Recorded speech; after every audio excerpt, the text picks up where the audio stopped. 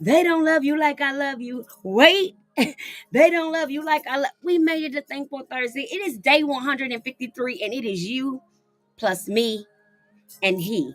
And if you're new here, I'm your girl, Coach King Lachelle Elliott. And yes, I've lost over 479 pounds naturally, and I've kept that thing off.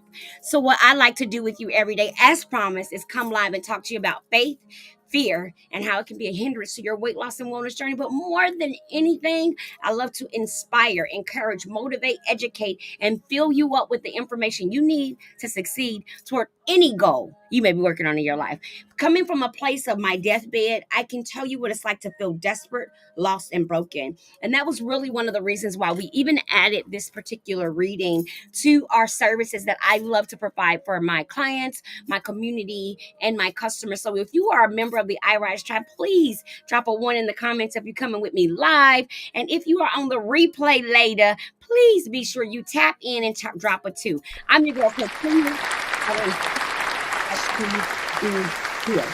Now, if you caught me yesterday, you know that yesterday we tapped in and we talked about the ability to forgive ourselves this week, the ability to look at situations that aren't perfect, but be willing to stand in the moment so that we can grow. We talked about how fear can hold us entrapped in our mind and in our body. We talked about how trauma can affect our nervous system and we struggle to heal. We've talked about a lot this week.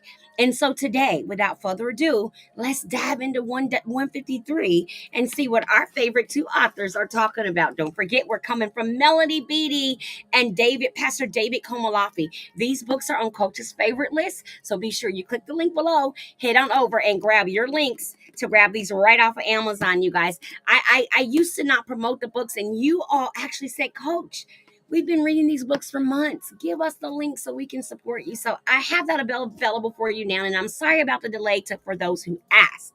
So let's get into it. We're going to start off with David Komalafi.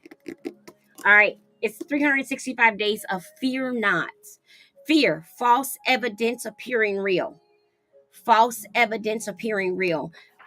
Or there's another saying, F everything and run. You can figure out what the F means. F everything and run. Listen to the letters. F everything and run. Fear can secretly dwell within you and trap you and keep you from living the life you dreamed of. Fear will have you running from your blessings and running into your messes. So you really have to be careful about how fear is functioning in your life. And who better to tell you than somebody who laid around for almost 40 years living in a state of fear? Baby, I am the queen of living afraid, victimized, trapped, and bonded. But today I come to you with the ability to overcome, reveal, and heal yourself from the things that may be blocking you from experiencing the best version of life available to you. And that's what I love to do. I love this thing. I take it pretty serious. Although I joke a lot, I take it pretty seriously. So I hope today that something that I share with you enhances you, grows you, and encourages you to be a better version than who you are now. Let's cut that volume down. Day 153. It is written, and I say unto you, my friends, do not be afraid of those who kill the body, and after that have no more that they can do. Luke 12:4. Fear is destructive, and worse still, it can destroy the spirit. I literally just mentioned that. Fear is destructive, and worse still, it can destroy the spirit. Prayer, number one. I decree to my life that no fear can kill me in body, soul, or spirit in Jesus' name. Two, fear shall not be able to destroy my destiny in Jesus' name. So we're taking a look at two major concepts today. We're looking at the concept that fear, okay, it will not steal you, mind, body, or soul, or spirit. Right? And then the second thing we're looking at, we will not allow it to block our destiny, our destiny to become unstable because of what we think may happen. I always like to give the example of living in a state of fear because you're afraid something's going to happen. So you put all these blockages and boundaries up in your mind, your body, your family, and your life. And then that thing never happens. And then you've lived in bondage all this time. And that thing you thought was going to happen never happens. That's fear. Or when we consistently talk about what we don't want to happen in a negative space, and then we end up manifesting that happening anyway because we spoke so much about how we didn't want to happen. That's a form of fear. Many people say, oh no, I'm just trying to be realistic. But you're still speaking it into existence. Ooh, I sure hope you don't get into no wreck and you done had 8 wrecks and you don't understand that you're manifesting that based on, hi, I believe in the power of the tongue. There are some things that were spoke over me and they happened. Shout out to my ex-husband, whom I were named Lamus. Let me tell you this. When we were married for almost 17 years, almost regularly, that man told me that I was going to divorce him and marry a white man. If you know my story, Google it. I didn't say it. It was spoken to me over and over. Now, I'm not saying I had a great experience, blah, blah, blah, blah. I'm not. Go look it up and look at the power of somebody else's tongue in your life. Go look it up. That wasn't my tongue that spoke that, because I don't believe in divorce. So I had no intentions on being divorced. But what I'm trying to tell you, events occurred in which led me to being the person that divorced this individual. He didn't want a divorce. I did. Remember what he said? He said, you're going to marry a YT man. That's what he said. It just so happened my best friend, that was a male at the time, was exactly that. So what I'm explaining to you is not just the power of your tongue that manifests things in your life. It is the power of the tongues present in your life. So be careful not only what you say, be careful what you also let others say over you without speaking against it. See, that was a form of fear in me. See, the fear was that I never told him, no, that's not going to happen. I allowed him to say it over and over. I never told him, don't say that about our marriage. I never declared anything. And therefore, the powers that be worked their magic in the energy realm. And that became my story. But remember how I told you I wasn't strong enough? I used to be real victimized. And I feared telling him, don't do that. That's how I learned I had codependency issues. So many of us are codependent on food. So you're wondering, how does fear and codependency have anything to do with you thinning your waistline down and getting your life together? It has everything to do with you thinning your waist down and getting your life together, because no hamburger ever jumped off a plate into anyone's mouth.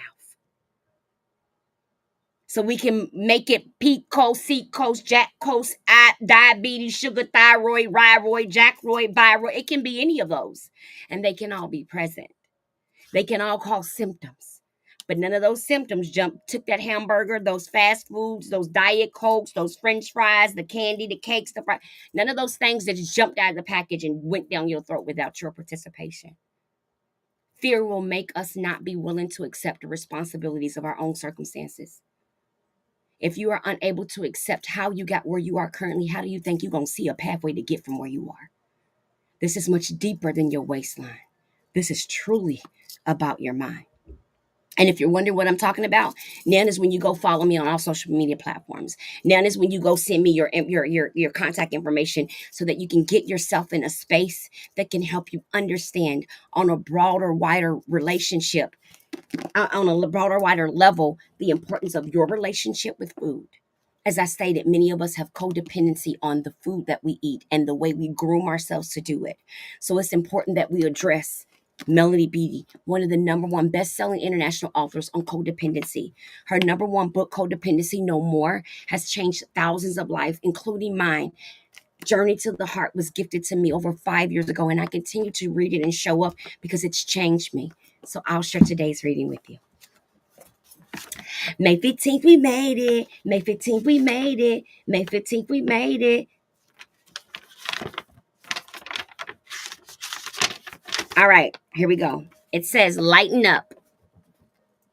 The time for heaviness is past. Heaviness of the body, mind, spirit, and heart. That heaviness many of us felt was part of the time now gone. It's time to lighten up. It was a different person, she said, cheerful, happy, fun to be around. Things that used to bother him no longer did. The woman was talking about her husband for only 3 years.